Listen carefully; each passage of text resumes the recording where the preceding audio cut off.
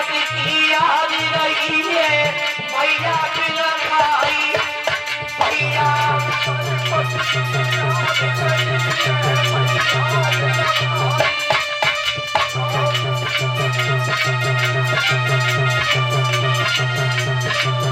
आपके पति उद्धार पा किया करिए महाराज। आज मैं तुम्हें बिना बताए मरने के लिए आ रही हूँ जंगल में। अगर मुझसे कोई भूल हुई हो तो मुझे माफ कर देना। और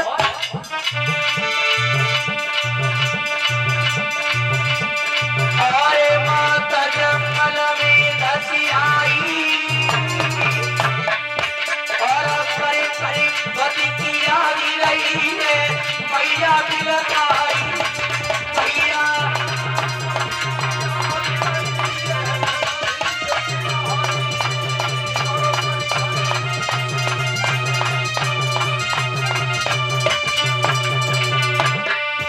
अपने पति की याद कर रही है प्रभु।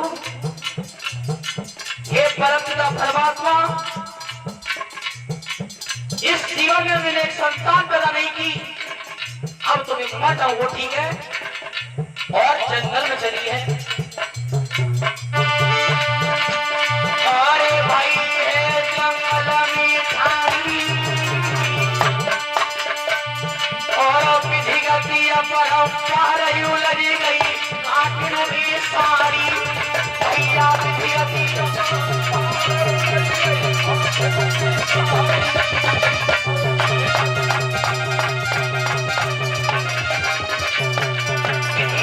मेरे भैया कांटों में साड़ी उलझ गई पुनीति मैया की। अब कहां खड़ी हुई है? स्वामी पे खड़ी हुई है सड़क की पे।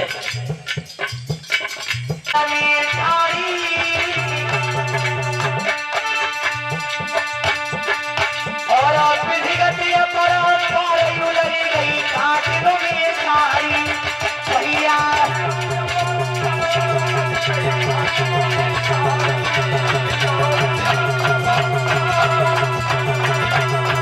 ये शराब निकल करके आया है और शराब के रूप को देखा,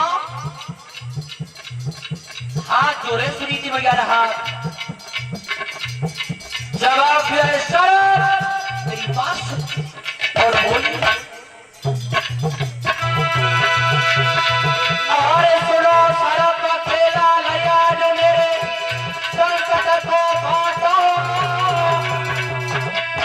तो खुश हो गई तो लाल मेरी होली की काटो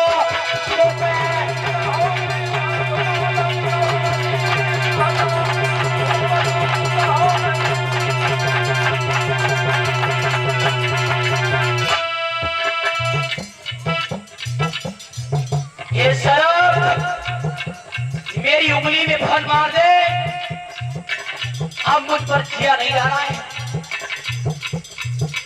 शराब बोला तू कौन है? मेरे शरीर से अपने शरीर को दूर रखना, पैसे भी मैं नरक क्यों नहीं पड़ा हूं। अगर मैं तेरे शरीर को छुआ तो इससे बड़ा नरक क्या होगा। आज भैया नेत्र से सुधारा दे रही है और बोली है तुम ये पूछ रहे हो मैं कौन हूं, तो सुनो। अरे मनु पिता ही ससुर हमारे मेरे भरतान और सुनीति नाम हमारो कहिए जन्म राजकुमार।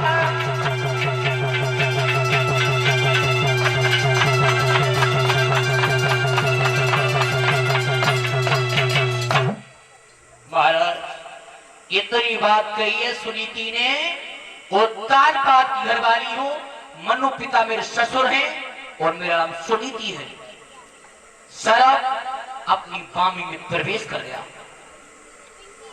आगे बढ़ी है मरना और अबला जाति और रात्रि के समय जंगल में पास में आई। जवाब दे सुनीति तो हाँ महाराज। आधी रात्रि के समय जंगल में क्या कर रही हो? महाराज एक संतान की खातिर मैं मरने के लिए आई हूं। संतान की खातिर जा मेरी 3 बातों को मान लेना, तेरी संतान अवश्य पैदा हो जाएगी। महाराज तुम 3 बात की कह रहे हो, मैं 3000 बात मानने के लिए तैयार हूं संतान की खातिर, और संतान पैदा हो जाएगी। इतनी बात सुनी है तो सुनी कि भैया ने समझा है कि संसार की संपदा मानो झोली में डालती हो। महाराज कौन सी बात थी, तब बोलिए, बताइए महाराज, मैं 3 बात मानने की तैयार हूं। तो देव नारद बोले,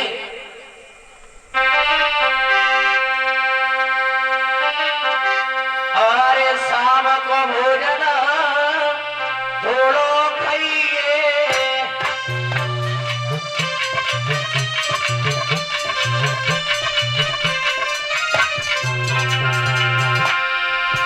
अरे शाम को भोजन थोड़ो खाइए, भरी पेटी रसोई मत जाइए।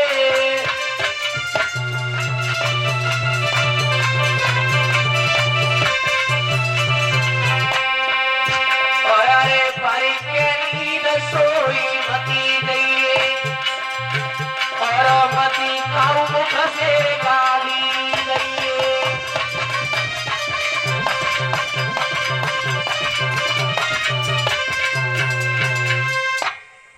परीक्षित महाराज जी 3 बात बताई देवर्षि नारद ने। 3, शाम को भोजन कम करना, कम सोना। तो सोना होता है खाने के ऊपर। परीक्षित महाराज जी अगर दाल के 4 फुलकियां खाए के देखियो, सवेरे 4 बजे आंख खुल जाई और का उतना खेच नहीं 10-15, तो सवेरे 10 बजे तो पहले आंख खुल गई। तो सोना खाने के ऊपर होता है। और जी कही जाए कि गाली कम दियो, तो अगर बालक में लड़ाई है न जाए तो आपे आपे को हाथ पकड़ो और खरंजा पे खड़ी होती है, राण पे नौके मत जाए रुकोगे। ध्यान रखना, एक नाम आप क्या बदल जाते है मालूम है कौन सा?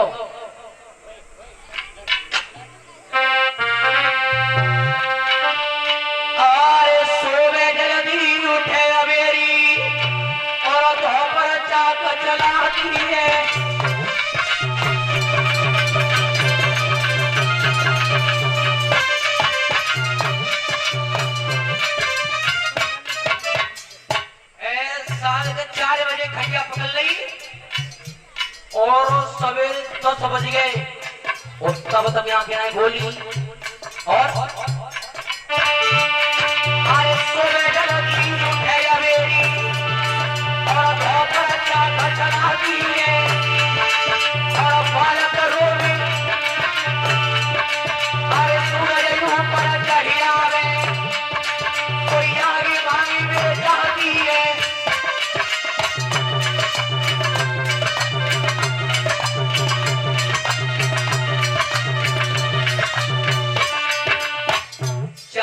खटिया पकड़ ली और सवेरे 10 बजे तो खटिया छोड़ी और बालक है छोटे छोटे, बालक की मम्मी रोटी। इतनी बात सुनिए तब पड़ोसी चाची ने आगे मांगी गई है और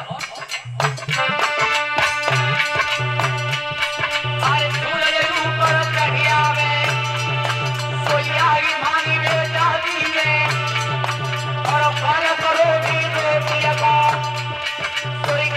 से सरकाती है।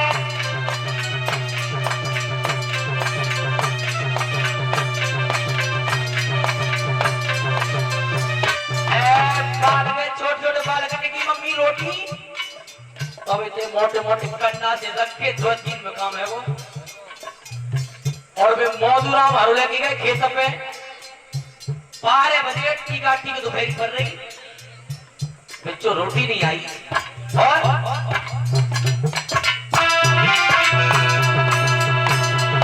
अब हर टेक दो कोने में, कहिए रोटी कैसे ना आई आज? तो क्या बोली?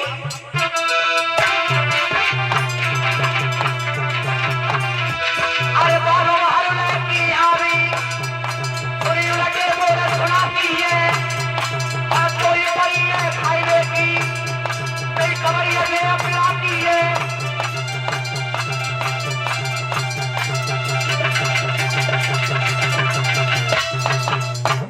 तो खाइले की पर रही है, मैं मुड़ में दर्द दूं, पाए में दर्द दूं, पीछे में दर्द दूं, हजार जगह तो बता गई। अब रोटी क्या तो क्या कैसे एक नाम अपने आप पड़ जाता है, कौन सा? क्या रखना माता बहना? अरे नारद बात मान के गईयो और पति भूगरिया नारी गईयो।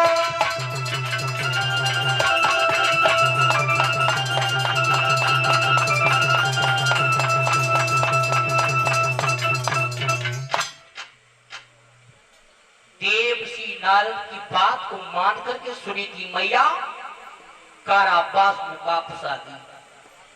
वापस आई है, उस समय देखा है वो तानपाल महाराज शिकार खेलने के जंगल के लिए चले। जंगल में संध्या का वक्त हो गया, वो तानपाल महाराज हिरण का छेद नहीं कर पाए। उसके बाद में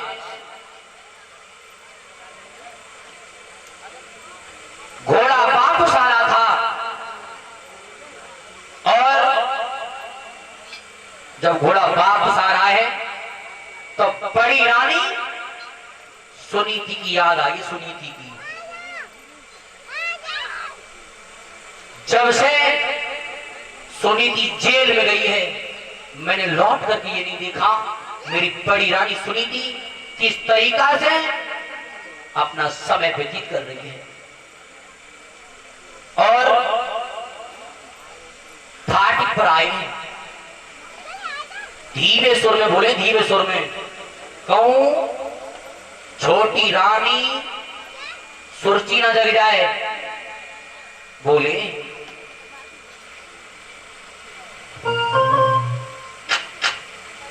हे भद्रे, अगर जग रही हो तो मेरी बात सुन।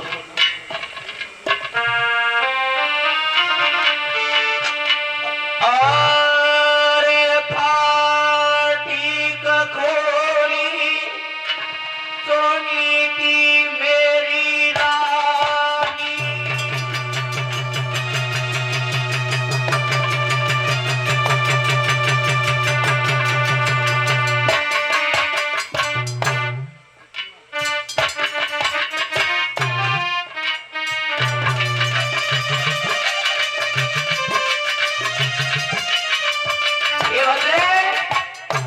जग रही हो तो मेरी बात सुन। बोले अरे फाटक खोली सुनीति मेरी रानी, और लोटा भरिए तो प्याई दे पानी।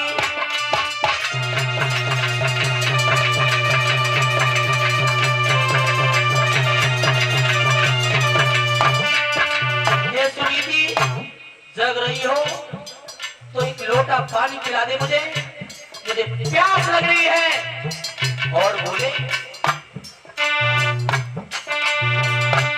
अरे लोटा भरिए तो प्याई दे पानी, आज हुक्म नहीं जन पे रनिया तानी।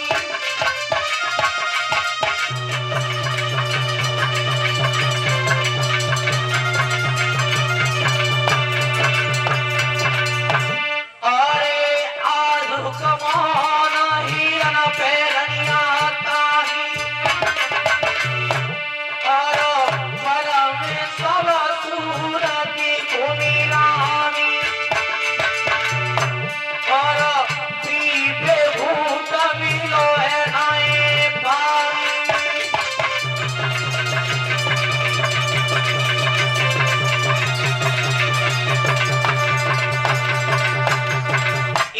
बात सुनी जी ने सुनी है।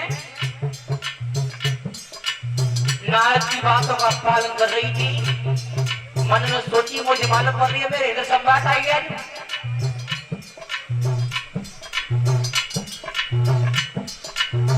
अगर नारद की बातों का पालन ना करती और सुनी थी सो जाती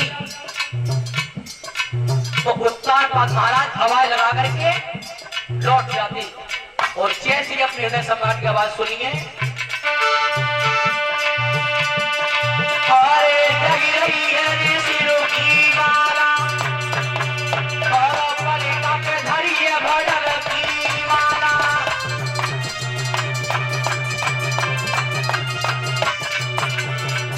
अरे बोली जाए साजन की पहचानी और युद्ध के चलिए बड़ी महारानी।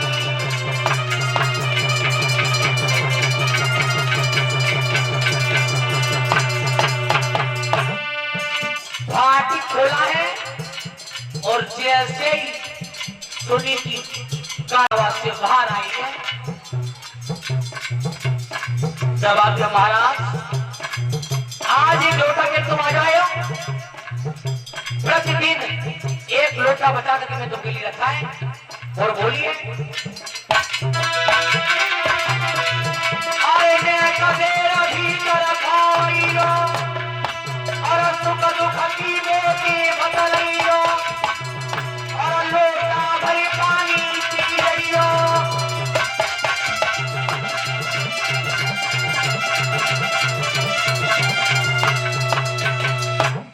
आज कारावास में उत्तानपाद महाराज गए हैं और जिस समय कारावास में गए और इधर सुरचीन की दासी मुझे मालूम पड़ रही है आज हमारे महाराज नहीं आएंगे, घोड़ा निकाल करके ला, मैं इस वंश की छत्राणी हूं, अयोध्या का पहरा लगाने के लिए जाऊंगी। पहरा लगाने के लिए और अयोध्या के चौराहे पर पहुंची है। इधर देखा है 3 नागरात्रि के व्यतीत हो गए थे। जवाब दो महारानी, अब आगे आयो तो हम चले। महाराज ने एक रुक जाओ, का हुआ मालूम पड़ गई तो ना तो तुम्हारा ठिकाना रहे हो और ना ही तुम मेरे ठिकाना रहे हो। घोड़ा लेके उत्तानपाद महाराज अयोध्या की चौराहे पर जैसे सामने देखा है सुरुचि तलवार लिए खड़ी है घोड़ा पर। जवाब है कौन? उत्तानपाद महाराज ने कही मुझे मालूम पड़ रही है छोटी रानी सुरुचि है। तुम कौन? सुरुचि बोली मैं इस वंश की छत्राणी हूं। तब तक उत्तानपाद महाराज पास आ गई, जवाब दिया महाराज तुम और इतने समय कैसे कहां से आ रहे हो? जवाब दो मैं जंगल से आ रहा हूं। इतनी बार सुनिए महाराज, एकदम घोड़ा पे तो उड़ के वो उत्तानपाद महाराज के घोड़ा बात करके दो, जंगल से नहीं आ रहे, मैं बता रही तुम कहां से आ रहे हो। सुनो, अरे ताकि पिया कोई ऐसी लगे तुम आज जेलती आए हो।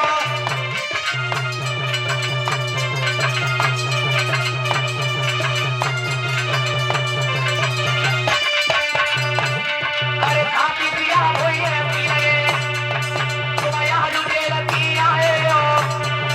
और साई रात तुम लिखी थी मेरी बात। महाराज जंगल से नहीं आ रहे, जंगल से आ रहे होते तो घोड़ा की पीठ पर पसीना होता। अरे सारी रात तुम लिखी थी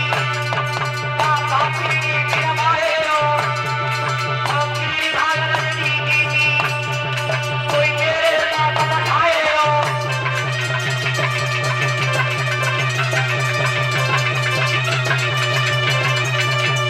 महाराज जंगल से नहीं, तुम कारावास से आ रहे हो। और ख्याल रखना, वो बोली क्या है? अरे प्यारी आवाज सब ही मानो, गंगा में भुजाएं उठाओगे और कारावास तुम आएंगे तो किस बात की खाओगे?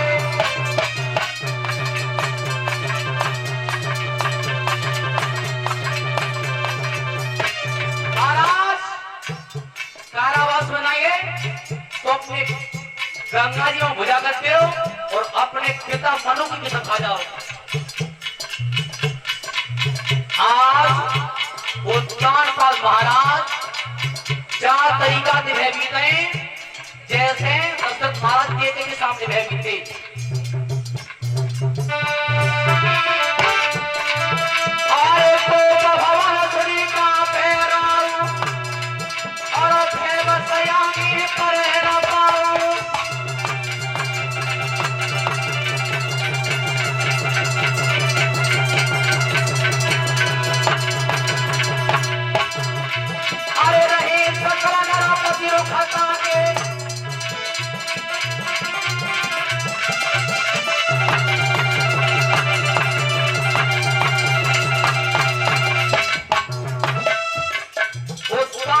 महाराज की पांव के बल से देवराज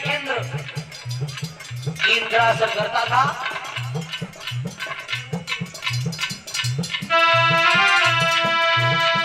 अरे गंगा भुजाएं उठाई, कई घरों की समाधान खाई, 12 साल मेरी दही बिताई, नाई देखी अरिंद की जाई।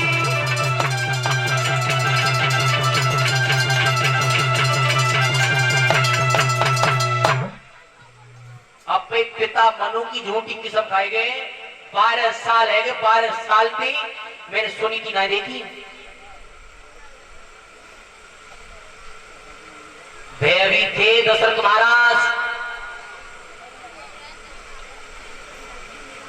देवराज इंद्र दशरथ महाराज की भुजाओं के बल से इंद्रासन करता था और 100 नारी के सामने भयभीत है गए।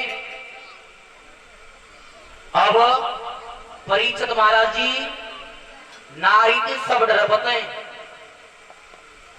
परीक्षित महाराज मुड़ लाए रहे तुम डर बताओ है, याद रखना, नारी ने सब डर बताए। जो समझदार है वे तो अपनी दुख चुप कर लेते हैं, और जो अकल से थोड़ी ने बूंद ढिल्लो है वो अपनी खरंजा पे बज रही है। बिल्कुल क्या रखना, आज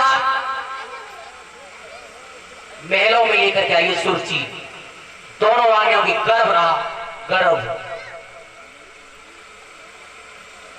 और समय आने पर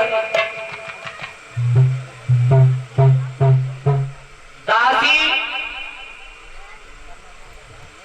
चौका आटा देने गई थी। जवाब दो महारानी, मुझे मालूम पड़ रही है बड़ी रानी सुनी थी उधर में गर्भ है। उत्तानपाद महाराज को जवाब दिया है, महाराज हमारे वंश को तुम्हारी बड़ी रानी सुनीति ने कलंकित किया है। क्या बात हुई? तुम बात ना कह रहे कि मैं जंगल से आ रहा था तो तुम्हारी बड़ी रानी के पेट में गर्भ है। अब उत्तानपाद महाराज की नवज पौनी को झटका मारी गई। अब झूठ बोले तो मेरी पतिव्रता स्त्री को धब्बा लग जाएगा। हे महारानी, मैं उस दिन कारावास से आ रहा था। और जवाब दो महाराज, अगर दोनों की लड़का पैदा हो तो राजगद्दी का मालिक कौन बनेगा? एक ही शासन कहती रानी तुम्हारा। अब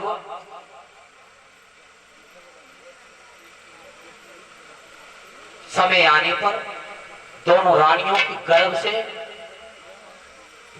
संतान पैदा हुई है। वो संतान लड़का ही पैदा हुए दोनों, ऐसा ही नहीं। सभी ताली बहती बोलेंगे और लला मेरो ऐसी घड़ी न भी जाए, लला मेरो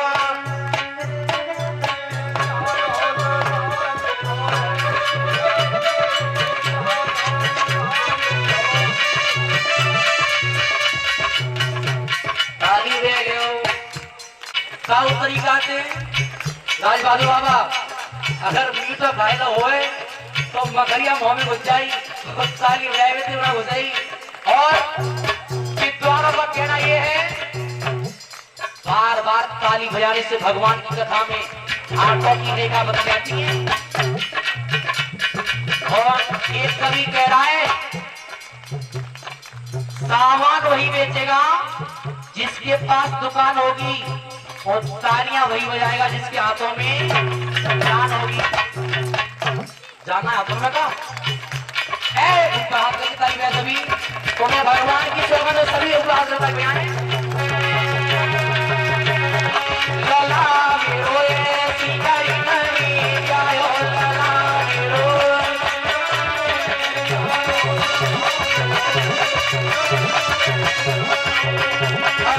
ऐसी घड़ी नहीं बेटा जन्मो छोटा जन्मो यार सन्ना नहीं आयो, लला मेरो ऐसी घड़ी नहीं आयो।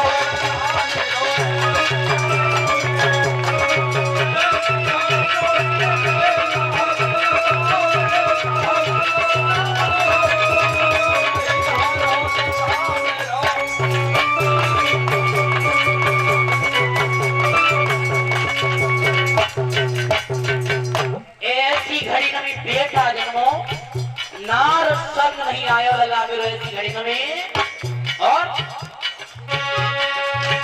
अरे कोई बजाई रोए थाली को, अरे थालिया को काहुनी पेला बजायो, लला मेरो ऐसी घड़ी में जायो, लला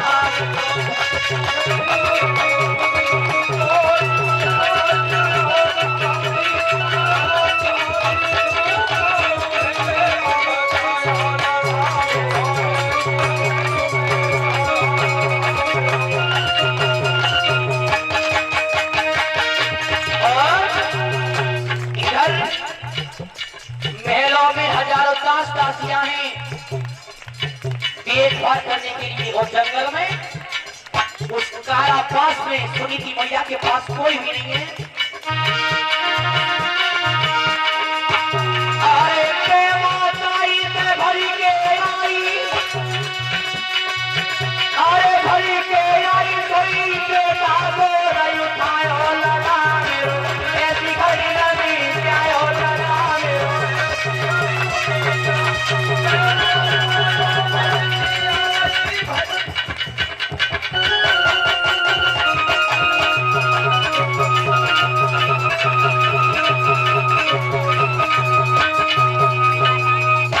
पैदा हुए। और लड़का पैदा हुए तो छोटी रानी का जो लड़का पैदा हुआ उसका ध्रुव रखा गया। अब धीमे धीमे दोनों लड़का बड़े भये, और बड़े भये तब देखा है एक दिन उत्तम के साथ में खेलता हुआ ध्रुव तारपाल महाराज की कचहरी में पहुंच गया। अपने लाडले को देखा है, मन में तो आई ना हो तो बेटे गद्दी पे बैठा ले। उत्तम बैठो, डेढ़ लगी गोद में, और जैसे ही ध्रुव को देखा है तो मन में विचार कर रही सब।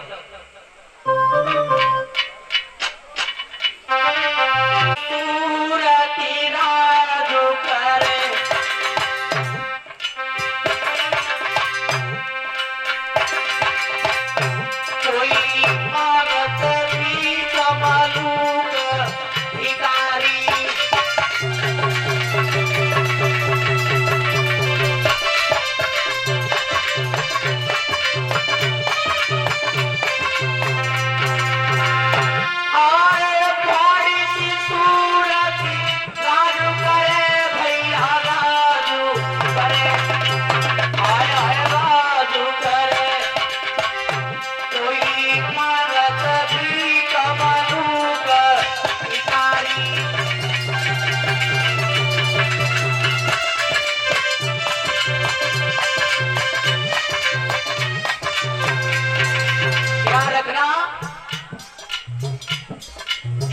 ऐसे मुख्यमंत्री,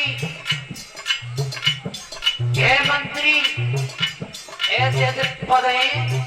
और सूरत देखो तो छोटे से बालक के दिखाई दो ने तो चार तरफ बुखार आवे हो, जिनके हाथ को पाए न पीगावे हो, और ऐसे राजकुमार ऐसे कुमार भीख मांगते हैं। और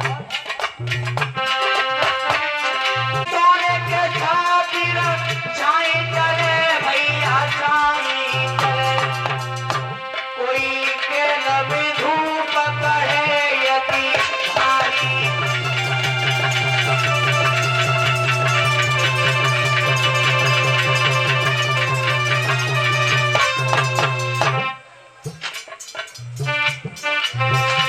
कोई तिरिया पति सग सुखी रहे,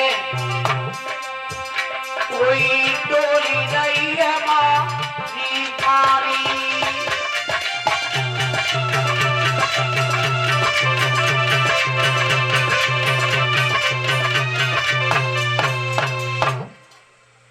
धूल लग रही थी काया से, और उत्तर पाक महाराज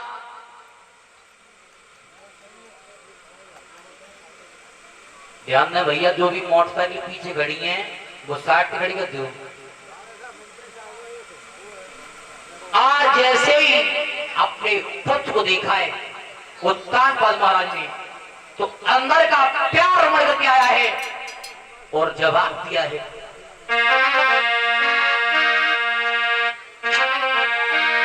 धूरी में सगिरो गाती पकड़ के हाथ लला पुचकारो, अरे अयोध्या के महाराज ने सुत गोदी में बैठारो।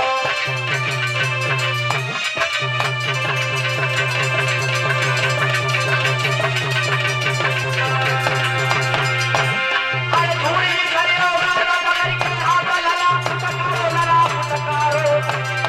और अयोध्या के महाराज ने सुत गोदी में बैठारो।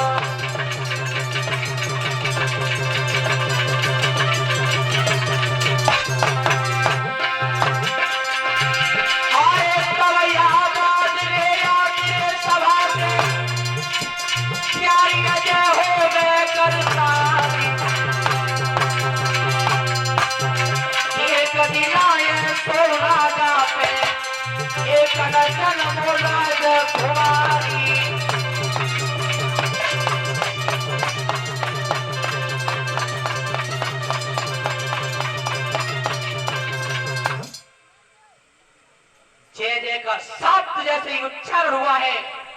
अब परीक्षित महाराज जी, अगर कौ सभा में 50 आदमी बैठे हों तो एक तरह के होंगे।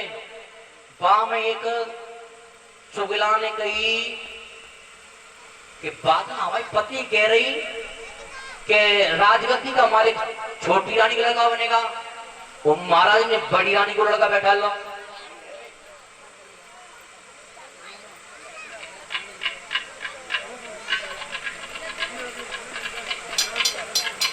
आज महाराज भूख लगी है, रोटी खाया में थोड़ी खायाओ। जवाब तो रोटी लिया, चुगलाने की रोटी लिया, और रोटी रख के ना पाई तो कही तू बादरा कह रही कि छोटी रानी का लड़का राजगद्दी का मालिक बनेगा। मैं देखिए भाई, महाराज की सूदेला की गोद में बड़ी रानी सुनीति का लड़का बैठा है ध्रुव। रोटी छोड़ के धरबाजी, महाराज तो बैठी हवा ला रही हूं मैं। पानी की कौ मजा आगे लगाए वे नाय मानी। महारानी अभी देखिए, मेरे पति ने तो तुम्हारे महाराज की गोदी में बड़ी रानी का लड़का बैठा है, भाग कर गई ये सुर्ची, एक कमर में लात मारी तो चलाया यहां से। अगर तू इस राजगद्दी का मालिक बनना चाहता है तो मेरी कोख से जन्म लेता। तेरा पिता ये नहीं है, जंगल में निवास करता है। इतनी बात सुनी है, धोराम रोते हुए आए और जैसे अपने लाडले को रोता हुआ देखा है, बोलिए माँ। अरे तेलती मैया भाजी दई रोमती कुमर चुपायो है।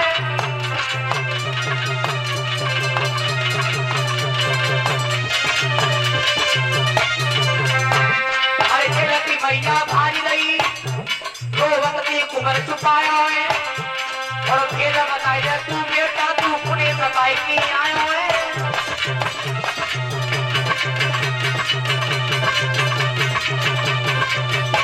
बेटा मैंने बड़ी मुसीबतों से पाला है तुझे। मैं तुझे बहुत मैंने करती कि तू मर जा और तू आज का काम बिगाड़ हो तूने। अरे सही बताए जाए बेटा तू पुणे मार भगायो है। मैया की बेटा ने बोल सुनाया है।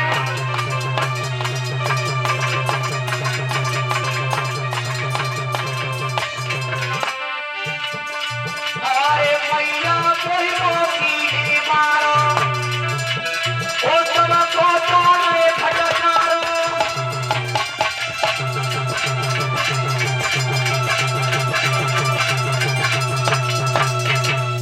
हे माँ मुझे मौसी ने मारा है, मौसी ने। इतनी बात सुनी है, जवाब दो बेटा। है चुप है जा, मैं समझ कौन ने मारो है तो है ना मालूम। मौसी की और माँ की मार एक होती है।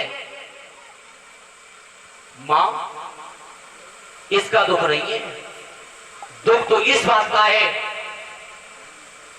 जब मुझे मौसी ने मारा उत्तम से एक बात नहीं की, वो भी बात छोड़ो। और दूसरी बात जो कहिए कि ते पिता जीनाए जंगल में निवास करते हैं। और जब मौसी ने मैं मारा तब पिता ने एक बात नहीं की, मां मेरी कलेजा में घा हो गया है, अब तो एक ही बात है। और बोले ध्रुव सभी तारीफ आते बोलेंगे रोई रोई कहीं ध्रुव सुकुमारी और मैया मोए मौसी की मारो।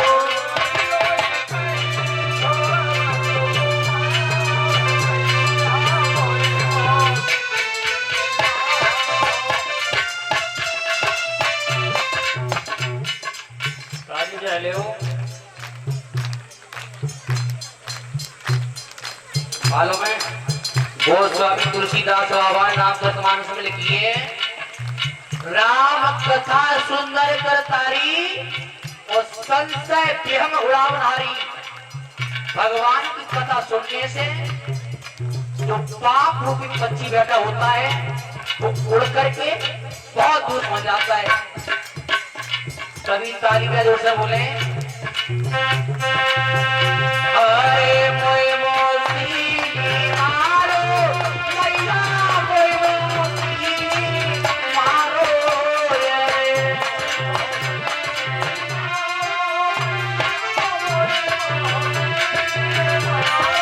रोई रोई कहीं ध्रुव सुकुमारी मैया मोए मौसी मारो।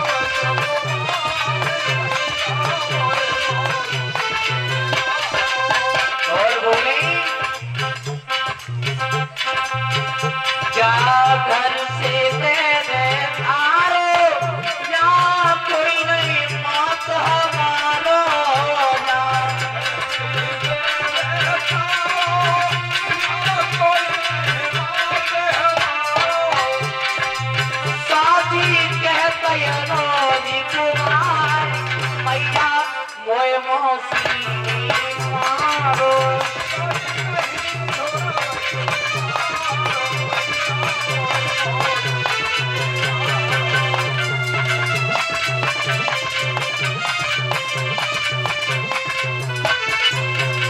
गोरी